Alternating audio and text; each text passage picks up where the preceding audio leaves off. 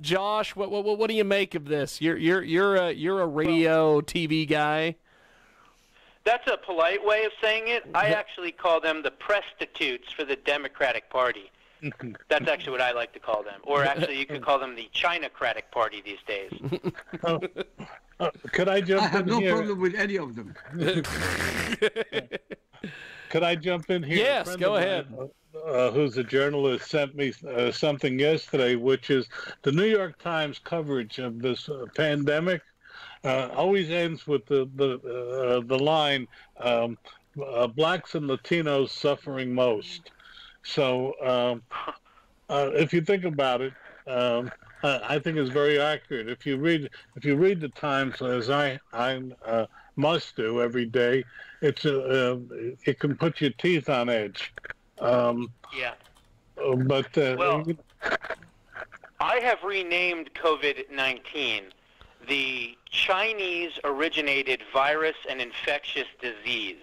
Oh, how That's PC! How PC! You are so un-PC. Yes, I know, and that's why they don't want you to say Wuhan, China. But I will go on record to say to anyone that this originated in Wuhan, China. And there's no problem about saying that because we label where diseases come from, right? Zika came from the Ugandan forest. Ebola came from Liberia in Africa. And so what's wrong with calling them where they're supposed to be from? Again, this is just another way to bludgeon President Trump. I think that the end goal here, believe it or not, is that the Democrats do not want their dementia-riddled nominee to stand up there at their convention for 30 minutes speaking incoherently about why he's going to lead America and then ultimately get slaughtered by President Trump. So what are they doing? It's a full court press to stop the conventions. Now they're going to say, well, the Republicans should stop their convention for the betterment of the people. Why? Because they want to get people to vote from home so that they can steal the election. Could I jump in here and make a prediction that Joe Biden will not be the nominee?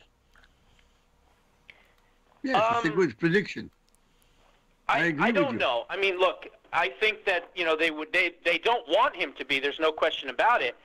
But when you look at who their alternative would be, in Bernie, that's even worse. And then, of course, if they threw somebody in at the convention on the second vote and the superdelegates stole it away from him and they voted for someone like Andrew Cuomo, I mean, he's not much better. I mean, if I was President Trump and his team, I'd be running that ad, America was never great, and then I would show how he wasn't prepared for this pandemic, and instead of buying 16,000 new ventilators, as Howard Zucker, his health city official, told him to do, he instead rationed them and decided to do a color-coordinated system, which, by the way, they're still using today.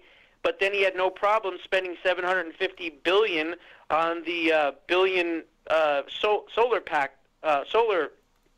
factory in Buffalo, New York, which, by the way, was wrought with corruption and is already completely under and went out of business already anyway. So, once you take a look at someone's record like that, I don't think that's going to do much better for them either. Josh, I'll jump in here. I said a couple of months ago, and I'll still hold on to it. It's either going to be Newsom of California or Cuomo of New York when all is said and done, because they cannot run Joe Biden. There was on Fox last night, early on the Ingram show, there was someone that said, "Where is Joe Biden in all of this?" And they ran a 2-minute thing of Biden on CNN. The very fact that he has not been front and center on this for the Democratic Party tells you he cannot be the candidate. I mean, I'd love him to be because I think Trump will run all over him. But I truly believe the Democrats will do. Here in New Jersey, they pulled it when a few years ago when their senatorial candidate was found to be crooked, they quickly changed to Frank Lautenberg, who had retired. The Democrats understand what has to be done to win elections much more so than the Republicans, and I'm firmly convinced that by the time the convention, which you know they postponed till August 6th, by that time they will have convinced Biden to withdraw because of his health, and they'll be able to bring in another candidate. And that's why Bernie hasn't pulled out of the race, because he knows that's Right. going to happen. Right. Well, here's the thing. You know, in 2016, 12% of Bernie supporters voted for President Trump. And now, with Joe Biden being the nominee, that number is north of 17%. I mean, that's over 334,000 votes in Pennsylvania, Michigan, and Wisconsin combined. So, you know, look, let's hope that it is Joe. But I will say this. This is the worst case of elder abuse I have ever witnessed. I mean, truly, it is. It's sad. It's really a terrible thing. And if anyone still loves this guy and cares about him, you know, they would put him out to pasture and say, look, man, your time is done. You know, you're making a fool of yourself. It's an embarrassment to the party, and we need to kind of, you know, put you aside, and you need to let somebody else do this. Are they going to do that? I don't know. I would assume they will, because who knows? He might not even be alive when it comes to the time for the election. And I don't mean that to be morbid or wrong, but my father went through dementia. And I'll tell you right now, Joe Biden is in stage 2, if not stage 3. And if he's in stage 3, there's not much longer to go. I watched my father become a mumbling, incoherent person towards the end. And Joe's not quite there yet, thank goodness for him, but he's on the way, okay? He's on the way. I mean, these angry outbursts and confusion, this is all part of it. And, again, I think this is the worst case of elder abuse I've ever seen. I've never heard it put that way, Josh. Can I steal it my next time on the air? Because it is such a... it is so truthful and such a great word picture. That's exactly what it is. But can we jump for a minute and just ask, what do you think about the job that President Trump is doing? I think he's doing a fantastic job. I think the fact that now the economy has lost all of its gains from the time he was elected till now. I mean, you just got 6.6 million more unemployed. You're looking at 10 million people unemployed. That's worse, by the way, than the 29 stock market crash and the depression already. And so this is an unsustainable thing. I believe that more people will die not from the virus, but from staying at home and being out of work and committing suicide and social, discombobulation and all the things that will end up happening if this continues. This is an unsustainable thing. So I think that they're going to bludgeon him with attack ads saying that the America First agenda failed and that, basically, the economy, we're in the worst depression ever under the great President Trump. I mean, the ads are going to be absolutely vicious. I think the American people are smart enough to understand that it wasn't his fault. And I think he's going to be, smart enough to do, the counterpunching, if you will, and ads and things like that to show how great it was until this happened, and then really paint the Democrats as the ones that said, for instance, in New York, our preparedness is very high and our risk is very low, and if you're 50 years of age, as the blowhard said, don't worry about it, go about your business.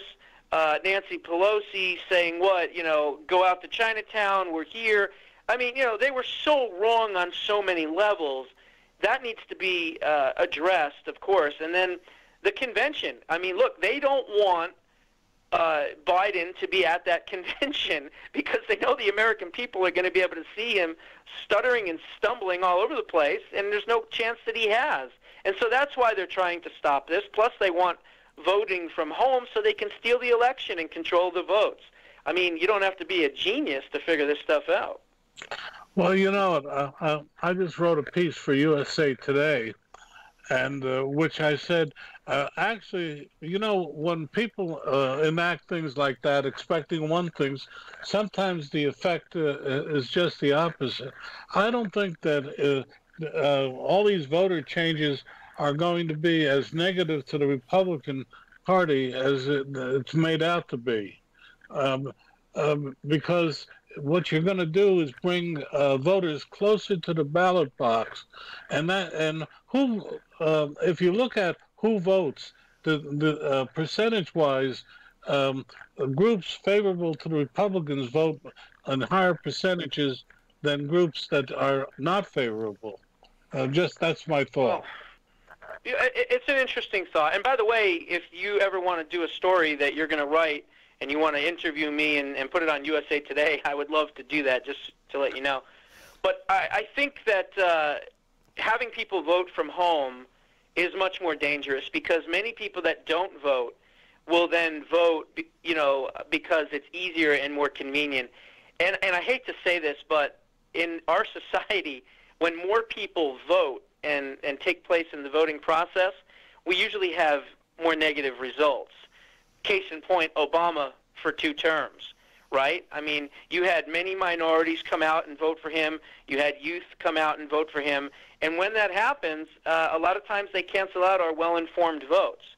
Now, I'm not saying that we should bar people from voting, but I am saying that a lower turnout election is typically better for the prospect of liberty and prosperity marching on. Couldn't agree with you more, but could I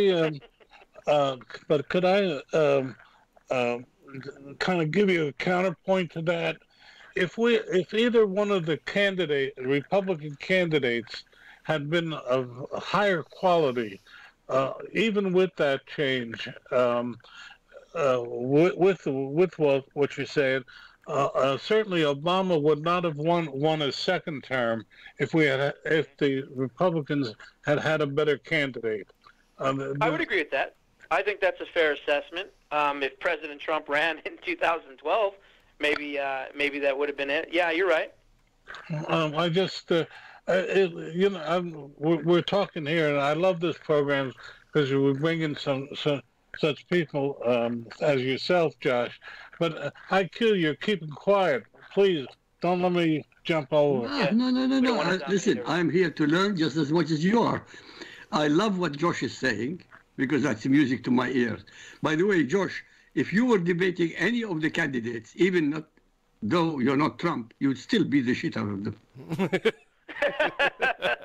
Well, look, I've always said, and again, I'm not saying this to brag or anything, but I'm always saying that if I ran for Congress, I would win the seat, because I would intellectually eviscerate any one of my opponents in a debate. Then I would go to Congress. Then I'd become a senator. And then after that, I'd run for president, and I likely would win, because I would tell the American people the truth, no matter how painful it was, and I would be politically incorrect, kind of like Trump is, but I would be even a little bit more tactful and a little bit more intellectually advanced in my responses with the media and things like that, if I did that. But I like what I do. I love being able to kind of report on these people and expose these people, and do my exposés and interview famous people and stuff from afar, if you will, rather than being a candidate. It's kind of like, not wanting to go to the Bunker Bundy Ranch or the Mohair Wildlife Refuge and get arrested with all the other people. I'd rather be the person in the media that's reporting on it. Okay, I don't want to be in the story. I want to report on the story. So, I think I'm better served in that capacity. You are better served, yes, but you're not serving America better. Because I would rather have you in Congress. I think I am in a different way, because I'm opening up people's hearts and minds. I'm changing hearts and minds. I can't tell you how many hundreds of thousands of people have watched my show, and after a couple of weeks have been like, wow, you've opened my entire world up to things that I didn't know, and I'm creating more of a conservative America by doing that. So, it's a labor of love. I love what I do. I'm a superhero that doesn't wear a cape. And I love saving the country. I mean, I've never served in the military, but I feel like in some respects, certainly not the same degree, I serve each and every day by exposing the people that are trying to steal our liberty and prosperity and freedoms away. Well, James, media matters loves the hell out of you. Oh, my God. Have you seen the last one? My goodness. Not only did Right Wing Watch attack me, because I said what I said. I said the truth. I said, look, impeachment with the Russia investigation didn't work. The Ukraine didn't work. They tried to impeach him. That didn't work. So what naturally is next? Well, let's shut down the entire economy. Let's stop his rallies. Let's absolutely destroy the country. And let's try to get someone else in there that can win, and we can bludgeon him with this. And I said that, and I said this a couple of weeks ago. So Right Wing Watch attacks me. Then the Des Moines Register does a full-page fact check against me. And then the USA Today picked it up. And then some paper in Australia, it was called AJAC, the Australia Israeli Political Action Committee or something, wrote this scathing article, and the title was "The Other Contagion." They actually called me a contagion. Then they put me in an image with David Duke, the Ayatollah, a cleric from Iraq, and somebody else. So, look, I wear it all as a badge of honor. I mean, you know, they can attack me all they want. The people that attack the truth are the real extremists. You know, I look at that camera every single day. I sleep like a baby at night because I know that I'm telling the truth. And I always say the same thing. I could be right 99 times. And if I'm wrong one time, my audience is going to remember the one time I was wrong, not the 99 times I was right. And so I make sure that I double, triple, quadruple every single one of my sources. I don't do conspiracy stuff. You'll never see me report on Q or anything like that. To me, Q is nothing but the 17th letter of the alphabet. And so I'm very careful. I only cover things that I can see, that I can read, that I can verify. Once I know it's true and real and verified, that's when I report it, and I feel good about it. You are my alter ego. I do the same thing. I swear to you. Good. And then you're right. They will never remember the 99% you are right or you're correct. They will remember the one time you failed. James, I need the link to this gentleman. Oh yes, I will hit you up and send you all the. I'll connect you with Josh. We'll communicate, Josh. I will communicate with you because I would like to talk to you. Yes, absolutely. Yeah, no, that's not a problem at all. If you're stuck at home and you want to binge watch the show, you can go to Roku TV, Roku television. Yes. On your Roku device if you have it, and you can add the channel for free. And I have everything categorized nice. I've got new releases, I've got best interviews, and then I have best investigative shows, and you can just scroll right through them and watch to your heart's content. Now, sorry. No, go ahead. IQ, jump in there. Sorry. Josh, I have written an article. It's my magnum opus about Islam. I will send you the start of it. It's devastating, not because I said so, it is. It's the complete destruction of Islam based on the Quran. What do you think? Could you publish it, if you like it? Well, it's not that I would publish it. I would maybe do a story on it. I mean, I do television, so I don't like to write. It's too much time. But I do love to write my my segments, and then I record them. So we could do that, or possibly I could have you on and as a guest. Please, I would love to. And you could discuss it that way. I've interviewed Dr. Judy Jasser twice. I've interviewed Waleed Shabat once. Tawfiq Hamid I've interviewed. So I've interviewed a couple of folks that, Waleed Fares, a bunch of folks that have been, I guess you could say, sounding the alarm bells against radical Islam. So all you have to do is Google Al-Rasuli, ALRASSOOLI, and you will find everything there. Now, Josh, you're also a spokesman for an organization. Talk to us a little bit about these guys. Yes, AMAC, the Association of Mature American Citizens, really a fantastic group. A lot of folks don't realize that once you hit retirement age, you don't have to deal with AARP. You don't have to sign up for them. There is a conservative alternative, and that is the Association of Mature American Citizens. and they can be found at amac.us. They are fighting each and every day against creeping Obamacare. They're fighting each and every day against things like Medicare for all, and they're there to make sure that seniors in particular have more power, more choice, and of course more freedom in their health care choices and decisions. So check them out at amac.us, or you can call them toll-free, 888-262-2006. Again, 888-262-2006. Tell them that you heard about AMAC on the Jiggy Jaguar program, and they'll even give you a free one-year introductory membership just for mentioning the Jiggy Jaguar program. Again, it is amac.us. Fantastic. Now, Don, I know that you've got a lot of things going on. Give us some updates, my friend.